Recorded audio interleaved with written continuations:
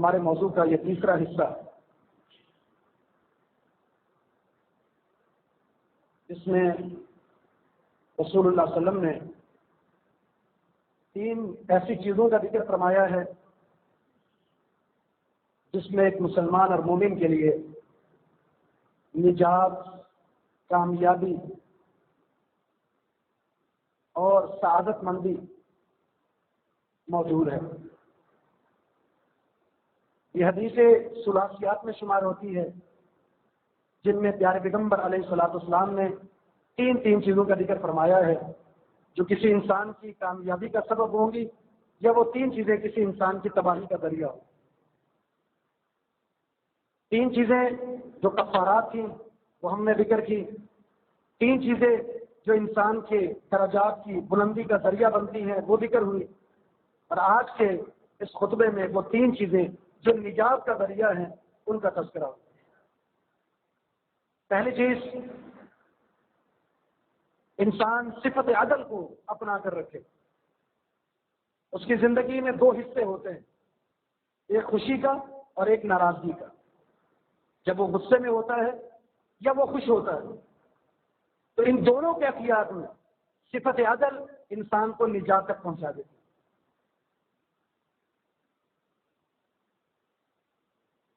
دوسری چیز، القصد فی الفقر والغنا۔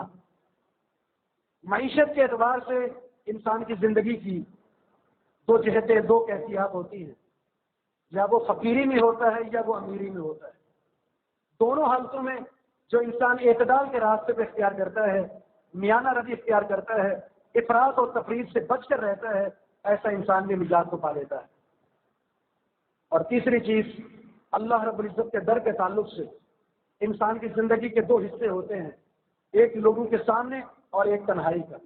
ان دونوں صورتوں میں چاہے وہ لوگوں کے سامنے ہو یا لوگ دیکھنے والے نہ ہو، وہ تنہا ہو، اللہ کا ڈر ہمیشہ شامل حال رکھے، اللہ کا خوف اپنے اوپر طاری رکھے، یہ صفت بھی انسان کو کامیاب بنا دیتی ہے۔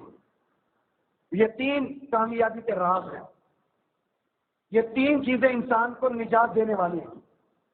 سب سے پہلی چیز العدل، صفت عدل۔ عدل جو ہے 3 حروف کا مادہ ہے، عین، دال اور لام،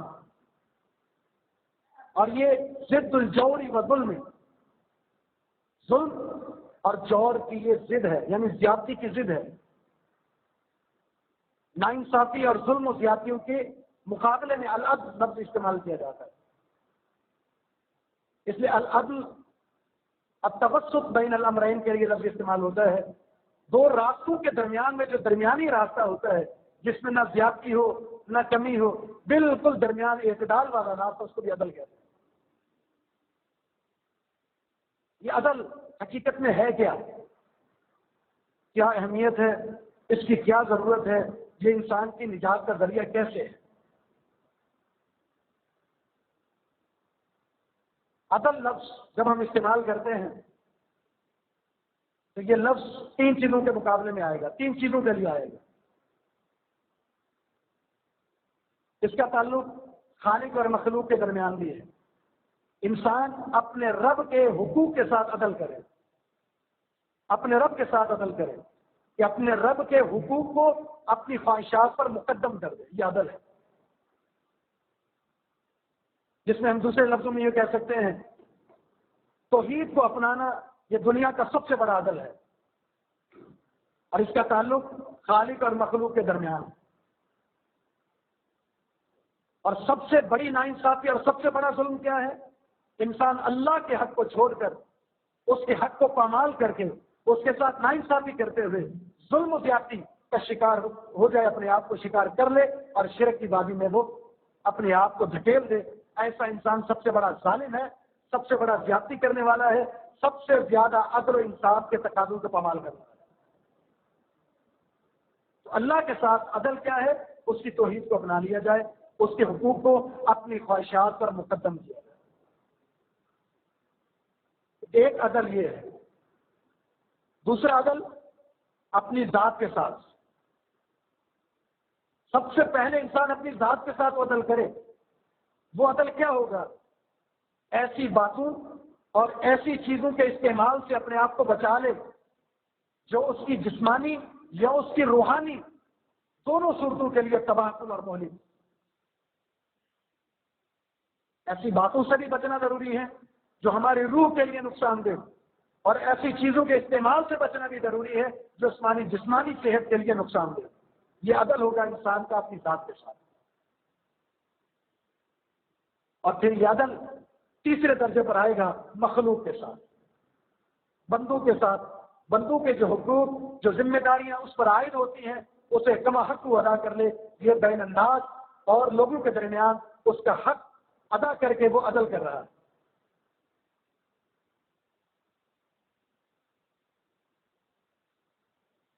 سب سے پہلی چیز، انسان کا اپنی ذات کے ساتھ عدل کرنا ہے. کیوں؟ جو شخص اپنی ذات کے ساتھ انصاف نہیں کر سکتا، عدل نہیں کر سکتا، وہ دوسروں کے ساتھ کیسے عدل کر سکتا ہے؟ سب سے پہلا حق اس کی ذات کا ہے. جب وہ حق اس اپنی ذات کو نہیں پہنچا رہا، دوسروں کی ذات تک وہ حق اور عدل کو کیسے پہنچا سکتا ہے؟ اس لیے رسول اللہ صلی اللہ علیہ وسلم نے اس کی بھی نصیحت فرمائی. عبداللہ بن عمر رضی اللہ تعالیٰ عنہ کا ایک معاملہ رسول اللہ صلی اللہ علیہ وسلم کی عدالت میں آتا ہے. شادی ہو چکی ہے،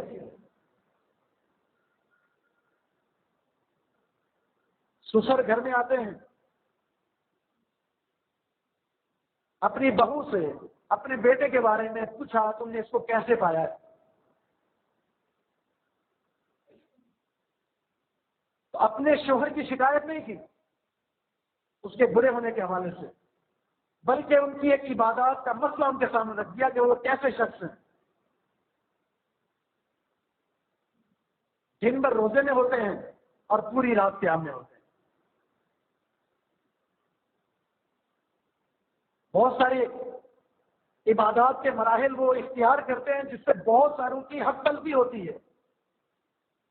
اپنی ذات کے ساتھ بھی ناانصافی کی جا رہی ہے اور اپنی بیوی کے ساتھ.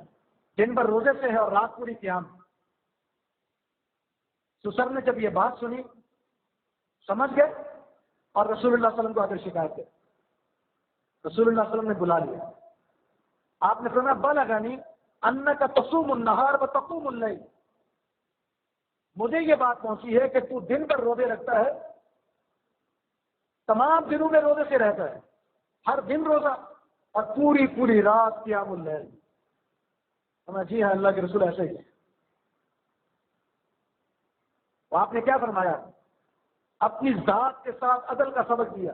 آپ نے فرمایا ان لجسدک علیک حدا وان لعینک علیک حدا ولزوجک علیک حدا. اس طرح مت کرو، تمہارے جسم کا تم پر حق ہے، تمہاری اس آنکھ کا تم پر حق ہے، اسے آرام دیا کرو، اسے راحت دیا کرو، اور پھر تمہاری بیوی ہے، اس بیوی کا بھی تم پر حق ہے. یہ سارے حقوق ادا کرو. اللہ کی بندگی سے اگر لوگوں کے حقوق اس کی حق تلفی ہوتی ہے تو اللہ ایسی بندگی کو بھی قبول نہیں کرتا. تو یہ وہ عبادات ہیں جنہیں اللہ کو راضی کرنے کی کوشش کی جا رہی ہے، لیکن رسول اللہ صلی اللہ علیہ وسلم کے ترامین کو چھوڑ کر اپنی رائے سے، اپنی خوش فہمی سے، جس میں بہت سارے کے حقوق کی تلفی ہو رہی ہے اور ناانصافی ہو رہی ہے، تو رسول اللہ صلی اللہ علیہ وسلم نے روک دیا. آپ نے اپنی نفس کا، اپنی ذات کا پہلے حق ادا کیا. تو عدل ہوتا ہی یہ ہے کہ سب کے حقوق ادا ہو، کسی کے ساتھ ناانصافی نہ ہو. اگر آپ ایک کے ساتھ عدل کر رہے ہیں اور دوسرے کے ساتھ ناانصافی کر رہے ہیں تو عدل نہیں ہو سکتا.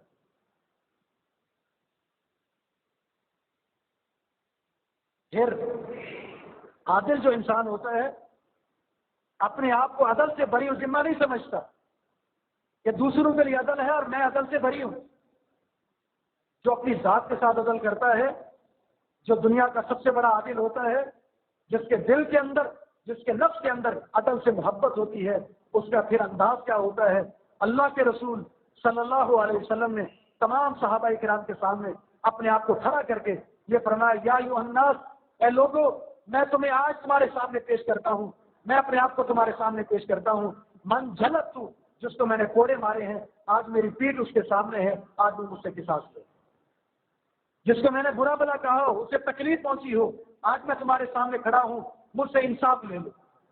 کسی کے ساتھ مال کے اعتبار سے میں نے حق تلفی کی ہو، آج میں تمہارے سامنے کھڑا ہوں، انصاف کے تقاضے پورے ہوں گے، آج میں اس کا حق ادا کروں۔ یہ ہوتا ہے عدل۔ انصاف اور عدل کے لیے اپنے آپ کو پیش کر دیں۔ یہ صرف وہی انسان کر سکتا ہے جو عدل سے اتنی محبت کرتا ہو کہ اپنی ذات کے اندر عدل کو ایسا پیدا کر دے کہ لوگوں کے سامنے اس کو اپنے آپ کو عدل کے لیے پیش کرنے میں کوئی مذائقہ نہ ہو۔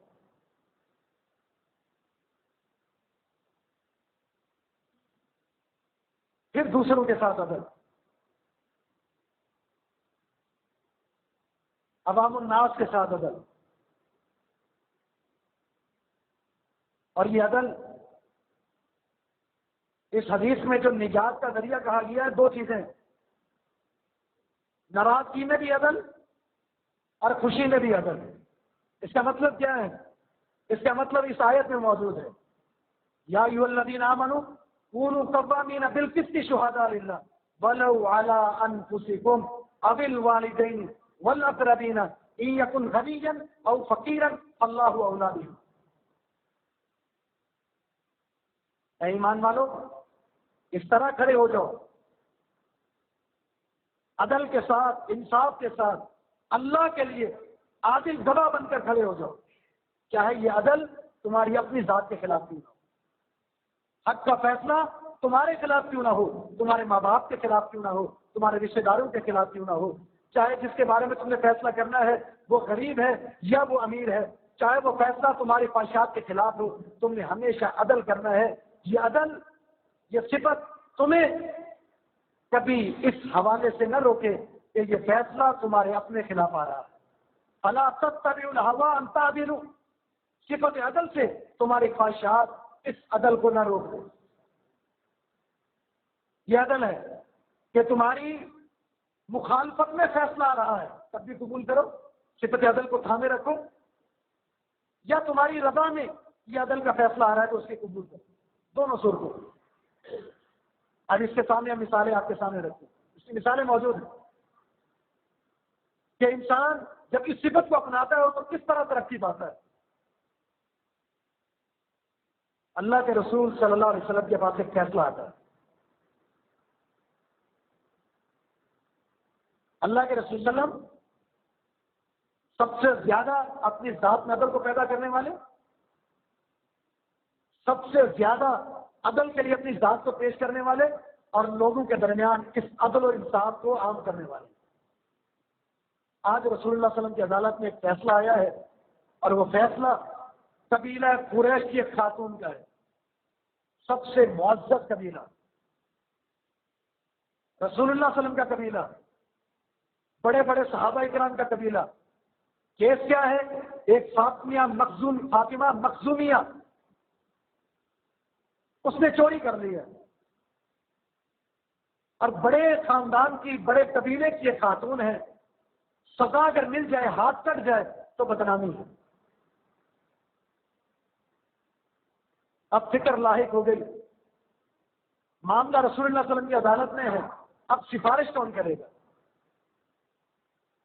انتخاب ہوا حب رسول اللہ، رسول اللہ صلی اللہ علیہ وسلم کی محبوب ترین شخصیت اسامہ بن زید رضی اللہ تعالیٰ عنہ۔ آپ جا کر سفارش کریں رسول اللہ صلی اللہ علیہ وسلم سے کہ اس معاملے کو رفع دفع کریں، معاملے کو یہی ختم کر دیں، معاملہ عزت کا ہے۔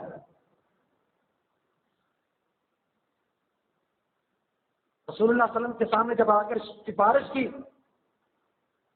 فَتَغَيَّرَ وَجْهُ رسول اللہ، اس جملے کو سن کر رسول اللہ صلی اللہ علیہ وسلم کے چہرے کی رنگت تبدیل ہو گئی۔ آپ نارمل کیفیت میں تھے، غضبناک ہو گئے۔ آپ نے فرمایا تشفع فی حد من حدود اللہ، اسامہ تم اللہ کی حدود میں سفارشی بن رہے ہو، اللہ کی حد نافذ ہونی ہے اس میں رکاوٹ بن رہے ہو۔ پھر رسول اللہ صلی اللہ علیہ وسلم نے بات فرمائی، ایک جملہ ارشاد فرمایا، آئے خطبہ دیا، انما اہلک الذین قبلکم، آپ نے فرمایا تم سے پہلے لوگوں کی تباہی کی وجہ بھی یہی تھی، ان کی ہلاکت کی بنیادی وجہ یہ تھی، اذا سرق فیہم الشریف ترکوہ واذا سرق فیہم الضعیف اقاموا علیہ الحد۔ بڑے خاندان والا چوری کرتا اسے چھوڑ دیا جاتا، ایک کمزور معاشرے میں غریب اور فقیر اور مسکین جس کی کوئی پہچان نہیں ہوتی اس سے کوئی جرم ہو جاتا اس پر حد کو نافذ کر دیتا، عدل و انصاف کی دھجیاں بکھیری جاتی، نتیجے میں ان لوگوں کی تباہی مقدر رہتی، ورنہ تم نے وہی بات کہہ دی۔ اور آپ نے ایک اور جملہ ارشاد فرمایا جو ایک ایسا جملہ ہے جو ہمارے لیے ایک نمونہ ہے اور ہر ایک کے لیے نمونہ ہے، ہمارے حکمرانوں کے لیے بھی نمونہ ہے۔ آپ نے فرمایا والذی نفسی بیدی لو ان فاطمہ بنت محمد سرقت لقطعت یدها، قسم ہے اس ذات کی جس کے ہاتھ میں میری جان ہے، اس موقع پر اگر محمد الرسول اللہ صلی اللہ علیہ وسلم کی بیٹی فاطمہ نے بھی چوری کی ہوتی میں اس کے ہاتھ کو بھی کاٹ دیتا۔ عدل کے اندر میری بیٹی بھی اگر آتی میں اس کے ہاتھ کو بھی کاٹ کر کے انصاف کے تقاضوں کو پورا کرتا۔ جب حکمران اور امام ایسا عادل ہو تو اس معاشرے میں خوشحالی اور ترقی اور خیر اور امن سلامتی اور استحکام کے علاوہ اس قوم کو کوئی اور چیز نصیب نہیں ہوتی، استحکام، امن، سلامتی اور ترقی نصیب ہوتی ہے۔ یہی واقعہ بالکل اسی صورتحال کا ہمیں نظر آیا پچھلے مہینے سعودی عرب کے دارالحکومت کے، جہاں فیصلہ ہوا ایک شہزادے کے بارے میں جس کا تعلق بادشاہی خاندان کے ساتھ ہے، لیکن فیصلہ جاری کر دیا گیا چاہے بادشاہ کا بیٹا ہو، اس کا بھتیجا ہی کیوں نہ ہو، لیکن اس نے قتل کیا ہے اور قتل کی سزا قتل ہے، اور سریعام لوگوں کے سامنے سے قتل کر دیا۔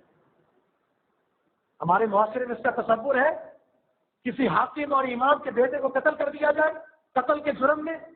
جس معاشرے میں عدل کے ایسے تقاضوں کو پورا کیا جاتا ہے تو اس ملک کے اندر سلامتی، اللہ کی رحمتیں اور برکتیں نازل ہوتی، اور جہاں عدل کے تقاضوں کو توڑ دیا جائے، پامال کر دیا جائے، ایسا معاشرہ امن اور سلامتی اور ترقی اور استحکام کو صرف ترستا ہے۔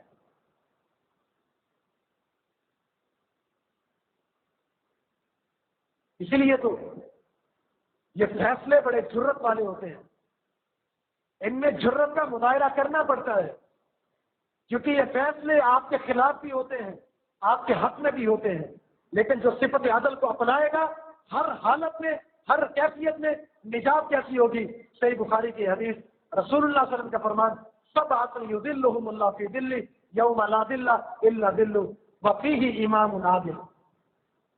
7 قسم کے خوش نصیب لوگ ایسے ہیں جنہیں پروردگار اپنے عرش الہی کا خصوصی سایہ نصیب فرمائے گا، جہاں لوگ سائے کو ترسے، بے حال ہوں گے، بے لباس ہوں گے، پسینوں میں شرابور ہوں گے، انہی میں اللہ رب العزت ایسے بندوں کو نکال کر اپنے عرش الہی کا خصوصی سایہ نصیب فرمائے گا۔ ان میں سے امام عادل ایسا امام ہے جو ہمیشہ عدل و انصاف کرتا ہے۔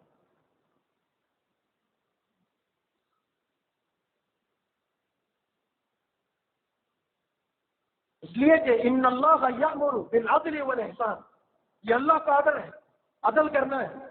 قل امر ربی بالقسط، اے پیغمبر لوگوں سے کہہ دیجئے کہ میرے رب العالمین نے مجھے عدل انصاف کا حکم دیا ہے۔ امرت لأعدل بینکم، مجھے یہ حکم دیا گیا ہے کہ تمہارے درمیان انصاف کرو۔ انصاف کرو گے، نتیجہ کیا ہے؟ امام عادل، ایسا امام جو عدل انصاف کے تقاضوں کو پورا کرتا ہے، پروردگار خصوصی سایہ نصیب فرمائے۔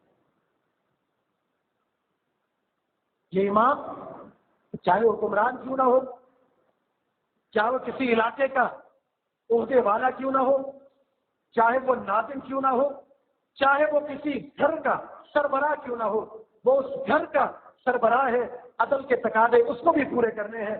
اس لیے کہ کلکم رائن وکلکم مسئول عن رعیتہ، تم میں سے ہر شخص نگران ہے، مسئول ہے، اس سے اس کی نگرانی کے تعلق سے اس کی رعیہ کے بارے میں اس سے سوال ضرور ہے۔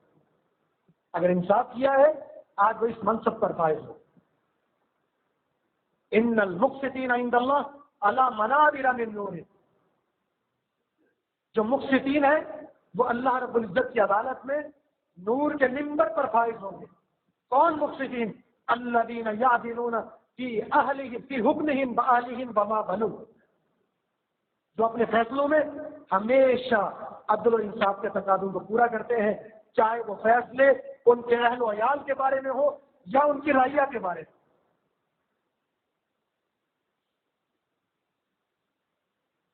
اللہ کے رسول صلی اللہ علیہ وسلم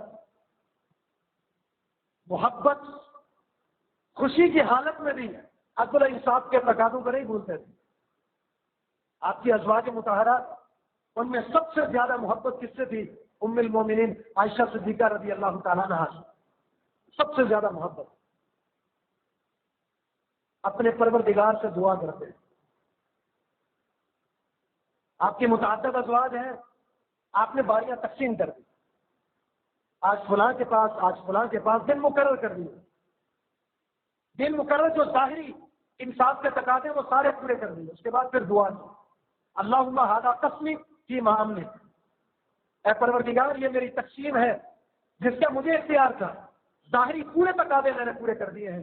فلا تلمنی فیما تملک ولا املک، اے پروردگار جس چیز کا اختیار تیرے پاس ہے اور میرے پاس نہیں ہے اس چیز میں تو مجھے ملامت مت کرنا.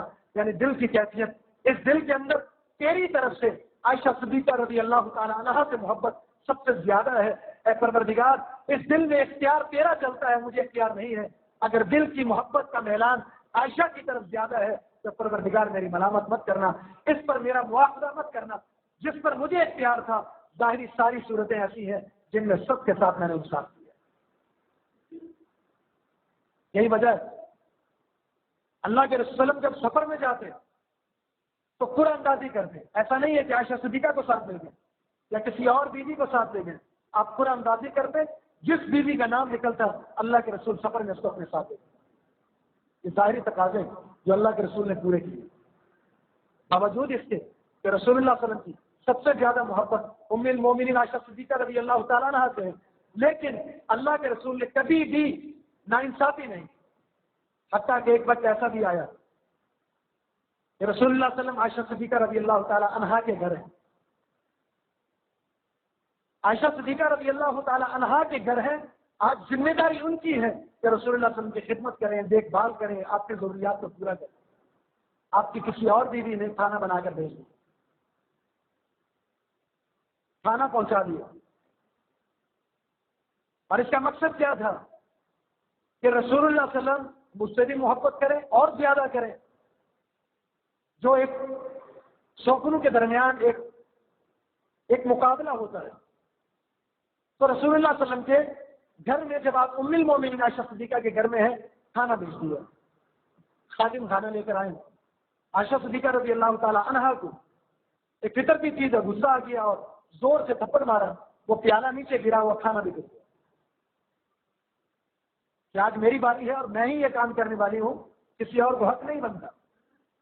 رسول اللہ صلی اللہ علیہ وسلم نے کیا کیا؟ اب رسول اللہ صلی اللہ علیہ وسلم نے انصاف کے تقاضوں کو کیسے پورا کیا؟ آپ نے فرمایا عائشہ طعامن بطعامن و اناءن باناء، برتن توڑا ہے برتن کے بدلے برتن دینا پڑے گا، کھانا پھینکا ہے کھانے کے بدلے کھانا دینا پڑے گا. یہ انصاف کے تقاضے پورے کرنے پڑیں گے. تم نے غلطی کی ہے اور اس غلطی کا ازالہ یہ ہے یہ ٹوٹا ہوا برتن تم گھر میں رکھو گی اور اس جیسا صحیح برتن اس گھر میں پہنچاؤ، تاکہ دونوں کے درمیان انصاف ہو سکے اور آپس میں یہ رنجش نہ پیدا ہو کہ میرے برتن کو توڑ دیا گیا. ٹوٹا ہوا برتن وہاں جائے گا تو دماغ کے اندر دل کے اندر ایک نفرت پیدا ہوگی، وہ نفرت بھی پیدا نہ ہو. انصاف جب کیا جائے گا تو معاشرے کے اندر امن آئے گا، نفرتوں کا خاتمہ ہوگا. تو پیارے پیغمبر علیہ الصلوۃ والسلام اس طرح عدل و انصاف کیا کرتے. اس لیے قرآن میں اللہ رب العزت نے دونوں حکم جاری فرما دیے ہیں کہ وَلَا يَجْرِمَنَّكُمْ شَنَآنُ قَوْمٍ عَلَىٰ أَلَّا تَعْدِلُوا اعْدِلُوا هُوَ أَقْرَبُ لِلتَّقْوَىٰ. کسی قوم کی دشمنی تمہیں اس بات پر نہ ابھارے کہ تم ناانصافی کرنے لگ جاؤ. اعدلوا، ہر حال میں عدل کرو، چاہے سامنے تمہارا محبوب ہو یا سامنے تمہارا دشمن ہو، عدل کرتے رہو. هُوَ أَقْرَبُ لِلتَّقْوَىٰ، تمہارا یہ عدل عین تقویٰ ہے. تو یہ عدل اما العدل فی الغضب والرضا، خوشی اور غمی دونوں صورتوں میں عدل انسان کو نجات دیتا ہے. پیارے پیغمبر علیہ الصلوۃ والسلام آپ کی تعلیمات، آپ کی تربیت کا نتیجہ یہ صفت عدل صحابہ اکرام رضوان اللہ علیہم اجمعین کے اندر بھی اسی طرح پیدا تھی. عدل و انصاف کے سارے تقاضے پورے کرتے تھے، چاہے ایک شخص بڑا کیوں نہ ہو، چاہے منصب اعلیٰ کیوں نہ ہو، لیکن عدل و انصاف پورا ہو. عمر بن خطاب رضی اللہ تعالیٰ عنہ کے دور خلافت میں غسان کا بادشاہ جبلہ وہ خط لکھتا ہے کہ میں مسلمان ہونا چاہتا ہوں اور آپ سے ملاقات کرنا چاہتا ہوں.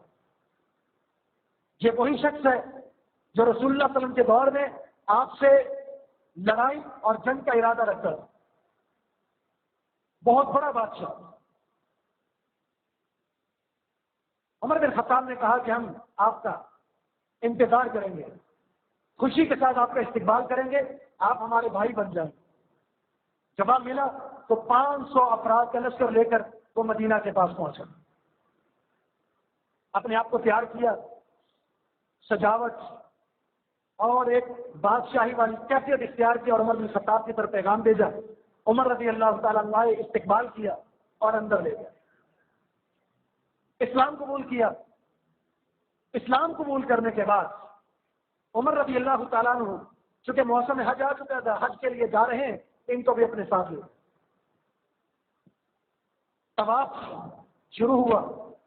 دوران طواف اس جبلہ جو بادشاہ ہے اس کی چادر پر ایک غریب شخص کا پاؤں آ جاتا ہے. چادر بڑی تھی، نتیجہ تن وہ چادر کھل جاتی ہے. بادشاہ ہے، غصہ آتا ہے اور زور سے تھپڑ مارا. اتنی زور سے تھپڑ مارا کہ اس غریب شخص کی آنکھ سے روشنی ختم ہوئی. معاملہ ختم ہوا. اپنے قبیلے کے پاس جا کر اس غریب نے شکایت کی. افراد عمر بن خطاب کے پاس پہنچ گئے، ہمیں انصاف چاہیے.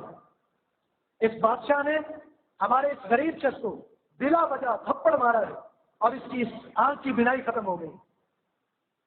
بادشاہ کو عدالت میں بلا لیا. آپ کے خلاف یہ کیس آیا ہے، آپ بتائیں کیا معاملہ ہے. بادشاہ نے کہا کہ دوران طواف لوگوں کے سامنے اس نے میری عزت کو اچھال دیا، میری چادر کو کھول دیا. اس نے کہا کہ آپ بتائیے. دونوں کی بات سنی. اس نے کہا کہ میں نے جان بوجھ کر ایسا نہیں کیا. طواف میں رش ہوتا ہے، اس رش میں میرا پاؤں اس کی چادر پر آیا جو زمین سے گھسٹ رہی تھی اور اس کی چادر کھل گئی. اس میں میرا کوئی قصور نہیں. نتیجہ تن اس نے مجھ پر یہ ظلم کیا. عمر بن خطاب نے کہا دونوں یہاں موجود ہو، اے جبلہ تمہیں میں یہ اختیار دیتا ہوں کہ تم اسے راضی کرو، اس کی دیت دے دو، مگر میں قصاص کے لیے تیار ہوں. بہت بڑا بادشاہ ہے جس کے ساتھ 500 افراد ہیں اور مسلمان ہوا ہے. عمر بن خطاب کی عدالت میں اس بادشاہ نے کہا کہ یہ کون سی بات ہے، ایک طرف غریب اور ایک طرف بادشاہ. ورنہ جب اسلام لائے ہو، مسلمان ہو چکے ہو، تو مسلمان اس دائرہ اسلام میں داخل ہونے کے بعد اس میں امیر اور غریب کا فرق ختم ہو جاتا ہے. بڑے ہو یا چھوٹے ہو، سفید ہو یا کالے ہو، بڑا خاندان ہے یا چھوٹا خاندان ہے، انصاف میں عدالت کے اندر دونوں برابر انصاف ہو جانا چاہیے. اس نے کہا میں نہیں مانتا، اگر اسلام ایسا ہے تو میں دوبارہ عیسائی بن جاتا ہوں. ورنہ عیسائی بنو گے، اسلام کا ایک اور قانون نافذ ہوگا تم پر، من بدل دینہ فاقتلوہ، جو ارتداد کرتا ہے اس کو قتل کر دیا جائے، مرتد قتل ہو جائے گا. اب وہ سمجھ گیا کہ حساس معاملہ ہے. اب میں کوئی بات کروں گا، عدالت عمر بن خطاب کی ہے اور اسلامی عدالت کے اندر غریب اور امیر میں کوئی فرق نہیں ہوتا. وہ سمجھ گیا. اس نے کہا مجھے مہلت دی جائے، رات تک میں سوچتا ہوں، اس کا فیصلہ میں صبح سنا دوں گا. آپ کے سامنے آ کر دیت کا معاملہ یا جو بھی معاملہ ہے آپ کے سامنے آ کر پیش کروں گا. خفیہ رات کو اپنے لشکر میں پہنچتا ہے اور راتوں رات وہاں سے فرار ہوتا ہے. سبب کیا ہے؟ اسلامی عدالت کے اندر جو مسلمان ہوتا ہے وہ غریب اور یہ امیر کے اندر، کالے اور سفید کے اندر عدل و انصاف کے درمیان کوئی فرق نہیں کرتا.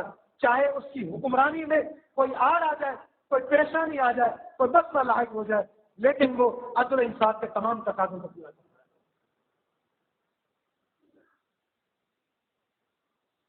عبداللہ بن عمر گورنر ہے مصر کے.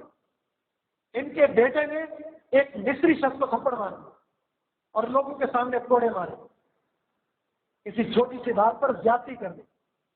عمر بن خطاب رضی اللہ تعالیٰ عنہ کو خط پہنچا، عمر بن خطاب رضی اللہ تعالیٰ عنہ نے گورنر کو بھی بلایا، اس کے بیٹے کو بھی بلایا، عدالت لگائی اور سب کے سامنے اس مصری سے کہا یہ لو کوڑا، اور اس مصری شخص سے کہا جب تک تمہارا جی نہیں بھرتا اس گورنر کے سامنے اس کے بیٹے کو کوڑے مارے۔ ایسا ہوا اس مصری نے اس بیٹے کو باپ کے سامنے، صحابی ہیں، گورنر ہے مصر کے، اور کوڑے مار کر سزا دی۔ جب جی بھر گیا فرمایا عمر رضی اللہ تعالیٰ عنہ سے اب مجھے تسلی ہو گئی ہے، اب مجھے انصاف مل چکا ہے۔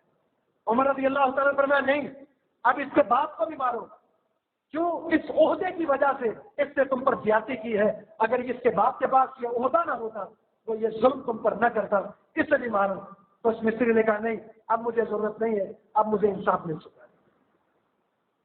ایسا جب عدل ہو، ایسا جب معاشرے کے اندر انصاف ہو، تو کیوں نہ لوگوں کو اور حکمرانوں کو اور رعیہ کو استحکام ملے، ترقی ملے، امن ملے، سلامتی ملے، رب العالمین کی برکتیں نازل۔ تو العدل فی الغضب والرضا، خوشی ہو یا غمی ہو، آپ کا محبوب شخص سامنے ہے یا آپ کا دشمن سامنے ہے، دونوں صورتوں میں جب عدل کیا جائے گا، یہ عدل انسان کی نجات کا ذریعہ ہے، کامیابی کا راز ہے، کامیابی کا ذریعہ ہے، دنیا کے اندر بھی سعادت مندی اور آخرت کے اندر بھی خوشحالی ہے۔ رب العالمین سے دعا ہے کہ اللہ رب العزت ہر حالت میں اس عدل و انصاف کے تقاضوں کو پورا کرنے کی توفیق عطا فرمائے، اپنی ذات کے ساتھ، اپنے پروردگار کے ساتھ اور لوگوں کے ساتھ، ہر ایک کے ساتھ عدل کے تمام تقاضوں کو پورا کرنے کی توفیق عطا فرما دے۔ یہ عدل معاشرے کے اندر، گھر کے اندر، رعیہ کے اندر استحکام، ترقی اور خوشحالی اور برکتوں کے نزول کا ذریعہ ہے۔ اللہ رب العزت ہمارے معاشرے کے اندر